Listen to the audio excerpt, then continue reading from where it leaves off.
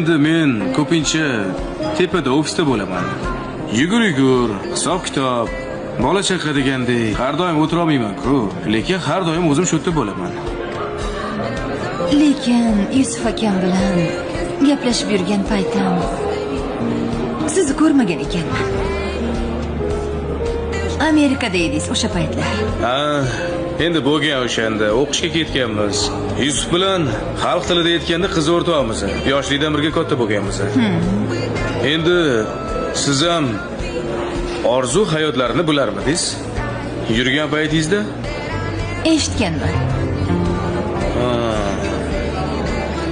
Menga uylanmaganlaridan keyin turmushga chiqib ketganman. Erga tekkanmisiz?